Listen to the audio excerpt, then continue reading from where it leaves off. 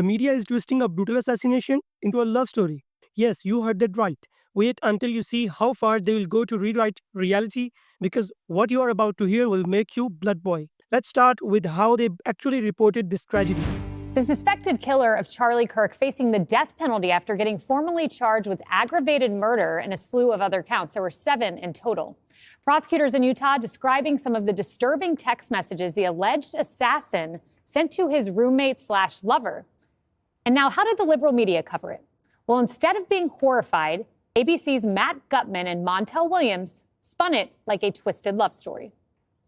It was very touching in a way that I think many of us didn't expect. This duality of someone who the attorney said not only jeopardized the life of Charlie Kirk and the crowd, but was doing it in front of children, which is one of the aggravating circumstances of this case. And on the other hand, he was, speaking so lovingly about his partner. Text messages that are so fulsome, so robust, so apparently, allegedly self-incriminating, and yet on the other hand, so touching, right? We're talking about a love-torn child, a kid. This is probably his first real relationship.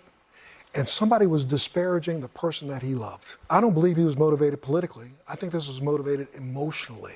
Did you hear that? The man assassinated Charlie Kirk in front of a crowd, and ABC covered it like it was a romance drama. This is insane. Imagine if a terrorist attack was described as a tragic breakup. They are literally sanitizing what happened, making the killer seem like a victim, while raising the fact that this was an ideologically motivated murder. And the worst part, some people will only hear this version and never know the truth. ABC's Gutman later apologizing and posting, quote, "I deeply regret that my words did not make that clear, but let there be zero doubt here, I unequivocally condemn this horrific crime." And as prosecutors lay out the mountain of evidence that shows that the suspect was overtaken by left-wing ideology, they were explicit about that. CNN is still confused about the motive. We don't have a motive yet. We don't know yet. We're waiting. Obviously, we've heard what the governor's had to say, what the FBI director said today. Come on, we don't have a motive yet. We know. We don't have a motive yet. What's really? happening with? Really, that's CNN's position. I mean, from law enforcement, he just happened Senator, to fire the gun in celebration. I'm not arguing with you politically. I'm saying that law enforcement has not put a specific motive. You know that there's a difference of what they're putting in a legal argument than what you're talking about, and you're not even. We're not even arguing about. All right. Well, I'd like to pull up the motive. Caitlin must have missed the press conference that day. Greg, here are the texts from the roommate. Roommate, why? Tyler, why did I do it? Roommate, yeah. Tyler, I had enough of his hatred. Some hatred cannot be negotiated out. He hated Charlie Kirk and what he stood for. That seems to be the motive. I don't see it at all, Kaylee. I just see love-struck, non-binary Romeo and Juliet. I'm waiting for the American Crime Story to be released. And they, of course, they're gonna make them the heroes, and they're gonna make Charlie, based on complete fabrications, the bad guy, because that's what Hollywood does. The anti-hero always trumps the hero, and they will never realize that Charlie was above both. Imagine doing this to other horrible people. Yeah, Hitler killed 6 million Jews, but did you ever see his watercolors? Or, John Wayne Gacy, he killed some kids, but he's great around pets. Just because, really bad people can have a moment of tenderness, but it doesn't deserve your observation when you're reporting a story. You're not hosting The Bachelorette. And it sucks because his name's Gutman, so close to Gutfeld. But you see, I think what bugs me about this is that we've seen this before. If you're old enough to remember, from Angela Davis to Luigi Mangione, the blood doesn't even have to dry before they rewrite the narrative, and it will always be based on the story that they prefer. And this is how it starts. It starts with the text. I go back to Charlottesville. When Trump said there were fine people on both sides, he was talking about the statue debate. The media knew that, but they changed it. So it was, no, he's talking about Nazis. That was the tentpole hoax that allowed all the other hoaxes to come in. And it was the one that Joe Biden references. I ran for president because of Charlottesville, because he said fine people. So that story was warped by people who had to believe that Trump was a racist bigot. So they created this story. And now they're going to do this with Charlie. And it's our responsibility to stop it. And that means just being relentless about it. The same way that the fine people hoax was dismantled by Cortez, I can't think of his first. Steve Cortez, Scott Adams, Joel Pollack. Everybody's got to do this with this one in the name of Charlie. You can't let him get away with it.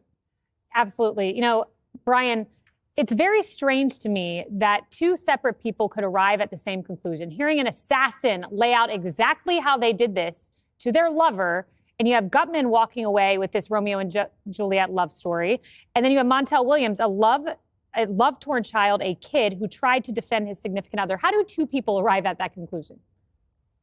I mean, you stole a lot of my thunder when you said if you need a motive, if you need any help. All he said is, I had enough of this hatred. Some hate can't be negotiated. He took him out because of that. So I think, how would Montel Williams, who we both know, I think is a good guy. He's going through a lot of physical problems, but a great talk show host for 30 years.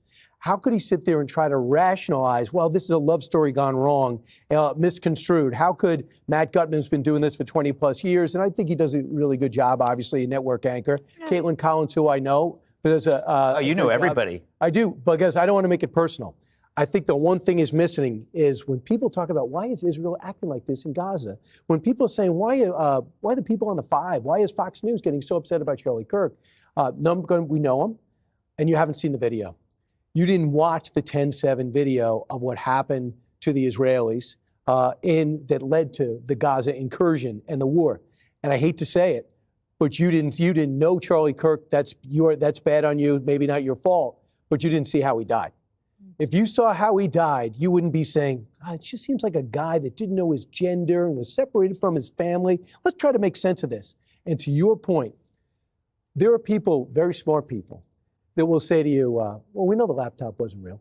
We know the laptop was fake. What are you talking about? They don't watch us. They don't make any effort to go past the network news or CNN, MSNBC. There are people that really think that Vladimir Putin put Donald Trump in the office first time. They didn't see the unwinding of the Mueller report. So these are not uneducated people. They have just no idea. And when Jimmy Kimmel came out last night or the night before, and what did he say in that 12-second soundbite?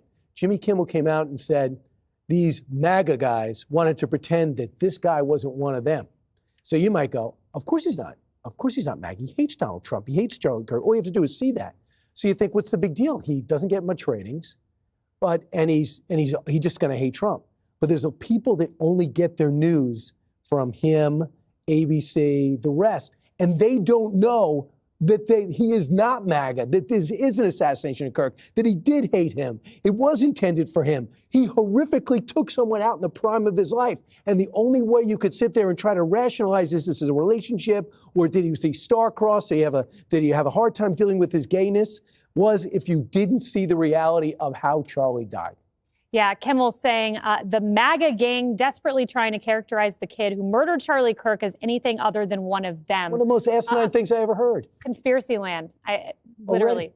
Harold, there's 3 data points that to me, we talk about a common set of facts. The left loves this. What are the common set of facts? Fact 1, we showed you the text messages. Fact 2, the mother said he was turning towards left-wing ideology. He became enveloped in this trans ideology. Fact 3, the county attorney, Jeff Gray, not a political partisan actor, said he was motivated by left-wing ideology. It's an inescapable conclusion, so why can't the left acknowledge this set of facts? Well, good to be back with everybody. I think that, these excesses on both sides I don't get too caught up in them. I think that people can arrive at different decisions about a set of events, and it's not for me to judge them or not judge them. I reach my own conclusions. I think what happened to Charlie Kirk was a total assault on our country. And CNN's response, even worse. They literally said, we don't have a motive yet. Are you kidding me? The killer texted his partner saying he hated Charlie Kirk and what he stood for. This isn't some unsolved mystery. CNN knows exactly what happened. They just don't want to admit it because it doesn't fit their narrative. Here it is, in black and white, straight from the killer himself. This text destroys every excuse the media has been pushing. He didn't do this because of heartbreak or confusion.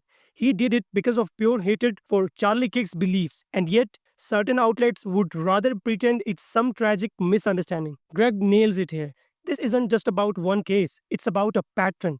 They have done this before. Twist a story, rewrite the facts, turn the villain into a misunderstood hero.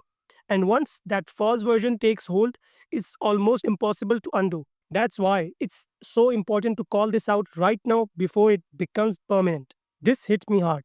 Brain's right. it's easy for people to sit back and rationalize when they don't see the brutal reality. If they had witnessed what actually happened to Charlie, they wouldn't be calling this a love story. They would understand the gravity of it and the danger of letting lies replace their truth. Kennedy absolutely drives it home. Debate? Fine. Disagreement? Fine. But when you pick up a gun and take someone's life because of politics, that crosses a line that can never be justified. And anyone defending it is complicit. This story isn't over, and the narrative battle is just beginning. The question is, will the truth win, or will the lie become history? Drop your thoughts below, because this fight isn't just about Charlie, it's about all of us.